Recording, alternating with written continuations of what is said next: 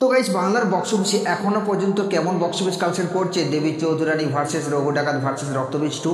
তো hey guys welcome back to my channel. আমি আছি আপনাদের সঙ্গে মিঠুন আর আপনি দেখছেন আমার ইউটিউব চ্যানেল এমবি স্টুডিও।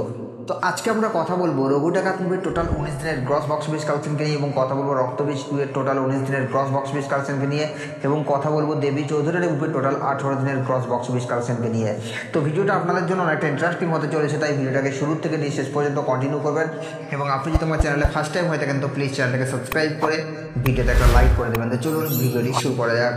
তো গাইস ফার্স্ট আমরা যে মুভিটাকে নিয়ে কথা বলবো সেটা হচ্ছে রক্তবীজ 2 কে নিয়ে। তো রক্তবীজ 2 কিন্তু ইতিমধ্যে একটা মারাত্মক লেভেলের ড্রপে আছে, যার কারণে কিন্তু মুভিটার আর সেরকম লেভেলের বক্স অফিস কালেকশন তো হচ্ছেই না। এবং তাছাড়া মুভিটা প্রত্যেক সপ্তাহে মানে সপ্তাহের পর সপ্তাহ যখন যাচ্ছে তখন কিন্তু মুভিটা আরও কিন্তু ভয়ঙ্কর লেভেলের ড্রপ দেখা দিচ্ছে, যেমনটা দ্বিতীয় সপ্তাহে হয়েছিল এবং তৃতীয় সপ্তাহে তার থেকেও ভয়ঙ্কর, এবং আমার মনে হয় চতুর্থ সপ্তাহে এই মুভিটা আরও ভয়ঙ্কর লেভেলের ড্রপ দেখা দেবে। তো যাই হোক এখন আমরা কথা বলবো যে মুভিটা এখনও পর্যন্ত কীরকম পারফর্ম করছে বা কীরকম বক্স অফিস কালেকশন করছে। তো গাইস আমাদেরকে জানিয়ে দিই, রক্তবীজ 2 তার ডে 19-এ এসে বক্স অফিস কালেকশন করেছে প্রায় 3 লক্ষ টাকার মতো, এবং টোটাল মুভিটা এখনও পর্যন্ত 19 দিনে গ্রস বক্স অফিস কালেকশন করেছে 4,14,00,000 টাকা। তো গাইস এই মুভিটার বক্স অফিস কালেকশন নিয়ে আপনাদের কি মতামত আপনারা নিচের কমেন্টে অবশ্যই জানাবেন। তো গাইস সেকেন্ড আমরা যে মুভিটাকে নিয়ে কথা বলবো সেটা হচ্ছে বুম্বাদার মুভি দেবী চৌধুরানীকে নিয়ে। তো দেবী চৌধুরানী কিন্তু ইতিমধ্যেই রক্তবীজ 2 থেকে কিন্তু ভালো পারফর্ম করছে, তাছাড়া মুভিটাকে এখনও পর্যন্ত দর্শক দেখার জন্য হলে ভিড় জমাচ্ছে, এবং এই মুভিটাকে কিন্তু পুজোর সেরা মুভি বলেই কিন্তু দর্শক আখ্যা দিচ্ছে। তাছাড়া মুভিটাকে প্ল্যানিং দিয়ে রিলিজ করবে এরকমও কিন্তু প্ল্যানিং চলছে, এবং এই মুভিটা এখনও পর্যন্ত কিন্তু মারাত্মক লেভেলের বক্স অফিস কালেকশন করছে, বা মুভিটা তার যে বাজেট সেটাকে আমার মনে হয় রিকভারি করে নেবে, কারণ এটা একটা বিগ বাজেটের মুভি সেটা আমরা জানি।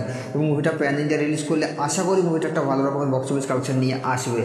তো যাই হোক এখন কথা হলো যে এই মুভিটা তার অলরেডি 18 দিন কমপ্লিট করে ফেলেছে। তো ডে 18তে এসে মুভিটা কত টাকা আয় করলো, তো গাইস আপনাদেরকে জানিয়ে দিই, দেবী চৌধুরী মুভিটা তার ডে 18তে এসে বক্স অফিস কালেকশন করছে প্রায় 7 লক্ষ টাকার মতো, এবং টোটাল মুভিটা এখনও পর্যন্ত 18 দিনে গ্রস বক্স অফিস কালেকশন করেছে 4,14,00,000 টাকা। তো গাইস এই মুভিটার বক্স অফিস কালেকশন নিয়ে আপনাদের কি মতামত আপনারা নিচের কমেন্টে অবশ্যই জানাবেন। তো গাইস এরপর আমরা যে মুভিটাকে নিয়ে কথা বলবো সেটা হচ্ছে দেবদার মুভি রঘু ডাকাতকে নিয়ে। তো রঘু ডাকাতকে নিয়ে আপনাদেরকে বেশি কিছু বলার নেই, আপনারা জানেন এখন আবুধাবিতে অলরেডি রঘু ডাকাতের প্রিমিয়ার চলছে, সেখানে দেবদাকে ঘিরে যে দর্শকের ক্রেজ সেটা আমরা দেখতে পাচ্ছি।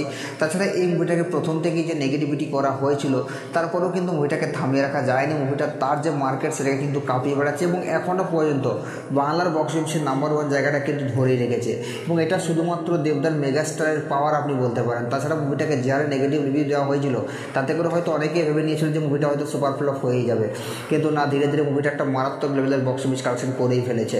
তো যাই হোক এখন কথা হলো যে এই রঘু ডাকাত মুভিটা তার অলরেডি 19 দিন কমপ্লিট করে ফেলেছে। তো ডে 19 এসে মুভিটা কত টাকা আয় করলো, তো গাইস আপনাদেরকে জানিয়ে দিই মুভিটা তার ডে 19 এসে বক্স অফিস কালেকশন করেছে প্রায় 13 লক্ষ টাকার মতো, এবং টোটাল মুভিটা এখনও পর্যন্ত বক্স অফিস কালেকশন করেছে 19 দিনে গ্রস বক্স অফিস কালেকশন করেছে 15,01,00,000 টাকা।